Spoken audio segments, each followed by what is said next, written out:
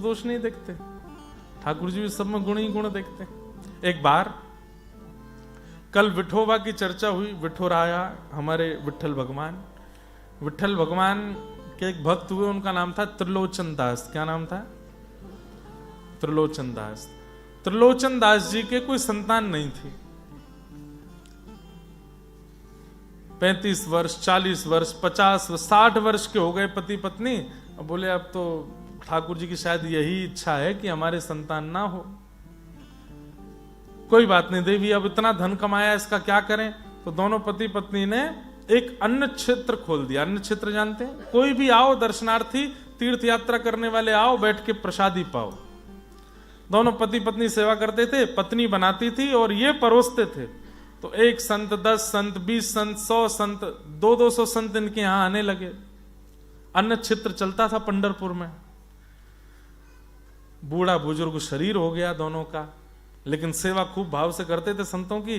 तो एक दिन दोनों पति पत्नी पंडरीनाथ भगवान का दर्शन करने गए और विठल भगवान से बोले, हे विठल, आपने हमको पुत्र तो नहीं दिया, आपकी इच्छा, लेकिन एक सेवक ऐसा दे दो जो हमारी ये संत सेवा में सहायता कर सके, क्योंकि हमसे होता नहीं है। अब शरीर वृद्ध हो गया है, आप ही कृपा करके कोई ऐसा सेवक दे दो हमको जो इन संतों की सेवा कर सके, थोड़ा भोजन भी बना लिया करे, परोस भी लिया करे। बंधुओं, गौ ब्राह्मण संत सेवा की कामना से ठाकुर जी से कुछ मांगोगे ना, ठाकुर जी खुद ही आएंगे। और इस बात का प्रमाण श्रीमद् भागवत है। इसीलिए जिनके संतान नहीं होती, मैं उनसे निवेदन करता हूं कि ठाकुर जी से ये मत कहो कि हमको पुत्र दे दो, पुत्री दे दो। ये कहो खूब संतों की सेवा करने वाला, गैयाओं की सेवा करने वाला, व्रज की सेवा करने वाला एक पुत्र आ जाए। फिर पुत्र नहीं आएगा, ठाकुर जी ही आएंगे। क्योंकि ठाकुर जी कहें कि भाई नंद बाबा क्या मांगते थे, हमारे नंद यशोदा क्या मांगते थे? गौ ब्राह्मण संत सेवक, गौ ब्राह्मण संत प्रतिपालक, एक संतान हमारे घर में जन्म ले, विष्णु आराधनार्थाय। तो भगवान बोले कि फिर तो मैं ही आऊंगा और किसी को नहीं भेजूंगा। जन्म लिए देवकी के यहां, लेकिन आ गए नंद बाबा के यहां। क्यों? गौ ब्राह्मण संतों की सेवा के लिए सेवक मांगा है, तो मुझसे अच्छा कोई नहीं। तो त्रिलोचन दास जी अपनी पत्नी के साथ गए, विठल भगवान से बोले कि एक सेवक दे दो, और निवेदन करके आ गए। ठाकुर जी बोले मैं ही आऊंगा। अगले दिन महाराज एक छोटा सा बालक सिर पर बढ़िया स्वाफा बांध करके और एक गले में एक माल जनेऊ पहने, ऊंची सी धोती, मटमैली सी धोती, ज्यादा शुद्ध पवित्र सी नहीं है, लेकिन नेत्रों में बड़ा आकर्षण है, गाल बड़े सुंदर हैं और आकर्षक रूप है, लेकिन देखने में लगता है कि कोई दीनहीन बालक है, शायद माता पिता होंगे भी नहीं इनके। द्वार पर आके खड़े हो गए और त्रिलोचन दास जी से बोले, अरे कोई है? अरे मैं आयो हूं, मुकु कछु सेवा चाहिए, आप जो कहेंगे सब करनो आवे मुंह पे, आप जल्दी से उन्हें मुकु कछु बताए दो। त्रिलोचन दास जी अपनी पत्नी के साथ रसोई में बना रहे थे, शाम को संत आएंगे सबको पवाना। तो बोले कौन बोल रहा है? उठ करके दोनों गए तो देखा द्वार पर एक सेवक खड़ा है, एक झोला टांग रखा है, सिर पर स्वापी है, गले में एक माला है, ऊंची ऊंची धोती। आहा, बहुत ध्यान से सुनना। त्रिलोचन जी बोले, आओ बालक, कहां से आए हो? बोले संसार में सब कहां से आते हैं, किसी का कुछ पता थोड़ी है, मेरा भी नहीं पता मैं कहां से आया। त्रिलोचन जी पत्नी को देखें कितनी ऊंची बात करता है। अच्छा, नाम क्या है तुम्हारा? मेरा नाम अंतर्यामी। अंतर्यामी नाम है? बोले हाँ। माता पिता कौन है तुम्हारे? हमारे कोई माता पिता नहीं, हम सबके माता पिता हैं। झूठ नहीं बोल रहे हैं ठाकुर जी, बिल्कुल सत्य बोल रहे हैं। और वो त्रिलोचन जी कह रहे, वाह बड़ी चाटुकारी बात करते हो, केवल बात बनाना आता है कि कुछ काम वाम भी आता है? अरे आप कहिए तो सही, क्या करना है? संत सेवा, गौ सेवा, वैष्णव सेवा, भक्त सेवा, इसको छोड़ करके और कुछ मत कराना, ये सब कर लूंगा। भैया हमारे यहाँ तो यही होता है, हमको और तो कुछ नहीं कराना है। हमारे यहाँ बहुत सारे संत आते हैं, वयोवृद्ध हो गई हैं, मैं भी वृद्ध हूँ, सब्जी अमनिया करना, काटना। सब्जी काटना नहीं बोला करो अगर घर में ठाकुर जी हैं तो, सब्जी अमनिया करना, प्रसाद सिद्ध करना, खाना बनाना नहीं बोलना चाहिए अगर घर में ठाकुर जी हैं तो। नहीं है तो कुछ भी बोलो।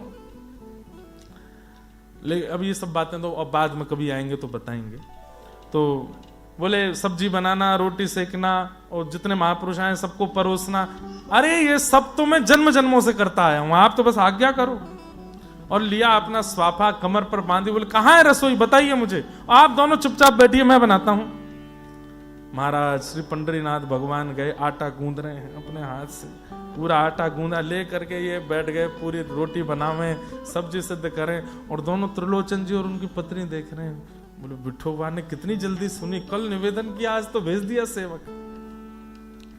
खीर बनाई, रबड़ी बनाई, सब्जी बनाई, पूड़ियां बनाई। और शाम को महाराज जमात आई संतों की, दौड़ दौड़ करके जामे, पत्तल लेकर के सबको लगामे, सबको जल दे में, सबको रोटी परोसें, सब्जी परोसें।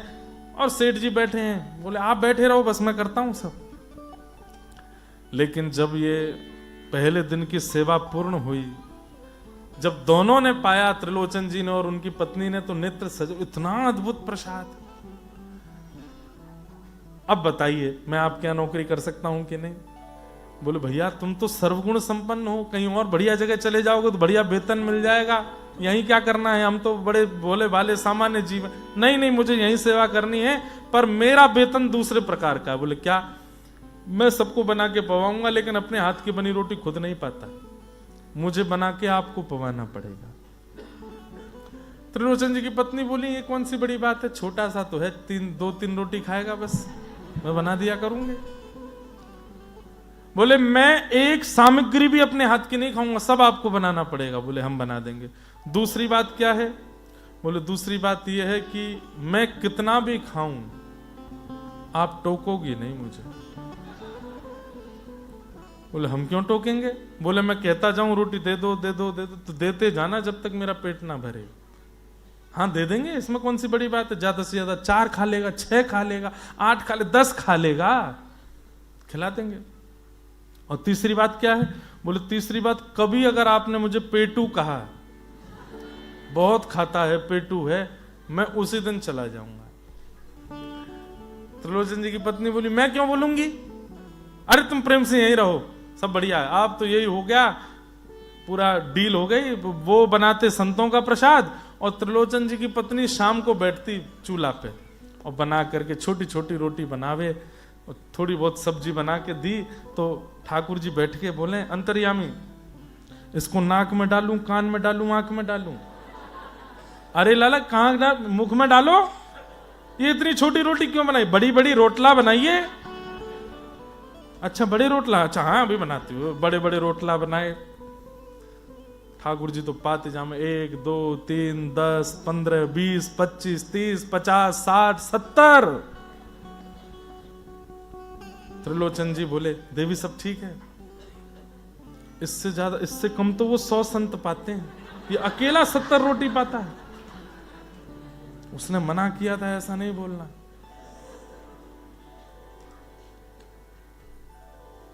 दस 15 20 दिन हो गए।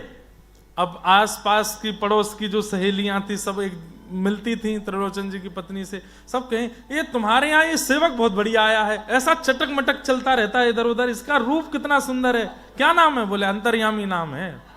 बोले अच्छा। सेठ जी तो आजकल बड़े चमक गए, लाल पड़ गए गाल। बोले पूरे दिन उनकी मालिश सेवा करता रहता है, लेकिन आप बड़ी दुबली हो गई हो, क्यों? बस यही मत पूछो, उनकी तो सेवा करता है, संतों को भोजन पवा देता है, पर इसको मुझे पवाना पड़ता है। अरे तो छोटा सा बालक क्या 1 2 रोटी 4 रोटी खाता होगा, उसमें क्या दिक्कत? अरे बहन पूछ मत, बहुत पेटू है, बहुत खाता है, तुम देख लोगी ऐसे नाप करके रोटियां खाता है। अब जैसे ही ये बात कही, ये तो भूल गई थी। ठाकुर जी ने अपना झोला उठाया, अंतर ध्यान हो गए वहां से। 2-4 दिन हो गए, त्रिलोचन जी ढूंढ रहे हैं लेकिन नहीं मिले। रोने लगे, रोते रोते विठोबा के मंदिर गए, बोले कि मैंने आपसे जीवन में कुछ नहीं मांगा, एक सेवक मिला था, इतना प्रेम से सेवा, अरे नाथ उसको देख के आपकी भक्ति बढ़ रही थी, कहां चला गया? अपनी पत्नी से कहा, देवी तुमने कहीं कुछ कहा तो नहीं? बोले नहीं, कुछ नहीं कहा। बोले सोच लो। बोले कि हाँ, पड़ोस में पूछ रही थी तुम पतली कैसे हो गई, तो मैंने बताया बहुत उसके लिए भोजन बनाती हूँ, थक जाती हूँ, उससे मैं पतली हूँ, बहुत खाता है। बोले इसलिए चले गए। पंडरीनाथ भगवान से जाके प्रार्थना की, दोनों चरणों में गिर करके जब रुदन करने लगे, थोड़ी देर में आवाज आई, सेठ जी। सेठ जी आवाज आई तो नेत्र उठा करके देखा तो पंडरीनाथ भगवान की जगह अंतर्यामी ही खड़ा हुआ है। और अंतर्यामी जी खड़े होकर के बोले कि अरे मैं ही आया था, मैं ही सेवा कर रहा था सब साधु महापुरुषों की। त्रिलोचन जी की पत्नी को बहुत व्याकुलता हुई कि मैंने ठाकुर जी को भोजन कराने में कंजूसी की, मैंने आपको पेटू बोल दिया, मुझे क्षमा करो नाथ। ठाकुर जी बोले नहीं मैया, अब बस आप दोनों की सेवा पूर्ण हुई, चलो मेरे साथ। और दोनों त्रिलोचन जी और उनकी पत्नी वहीं ठाकुर जी की लीला में प्रविष्ट हो गए। ऐसे भक्त अन्यस्य दोष गुण चिंतन माशु मुक्त्वा सेवा कथा रसमहो नितराम पिबत्वम। साधु पुरुषों की सेवा करो, किसी में दोष गुण का दर्शन मत करो, खूब कथा सुनो। बोले कितनी सुनो? बोले नितराम पिबत्वम, सुनते रहो सुनते रहो सुनते रहो, जब तक तन में प्राण है कथा को मत छोड़िए। फोन में सुनिए, गाड़ी में सुनिए, बैठ के सुनिए, चल के सुनिए, पर सुनते रहो। ये ठाकुर जी की मधुर लीला सुनते रहो। इस प्रकार श्री गोकर्ण जी महाराज ने अपने पूज्य पिताजी महाराज को ये 2 श्लोकों की एक गोकर्ण गीता का ज्ञान प्रदान किया, जिसे हम आप सब लोग विगत 3 दिनों से सुन रहे थे। आज उसका विश्राम कर रहे हैं। अब न्यूजीलैंड में अगली साल फिर आएंगे और तब थोड़ा और प्रयास करेंगे कि आप लोगों को और ज्यादा समय दे सकें। कोशिश करेंगे और भी जो यहाँ के शहर हैं वहां भी कथा का अगर समय मिलेगा तो जरूर जाएंगे। हाँ, वेलिंगटन।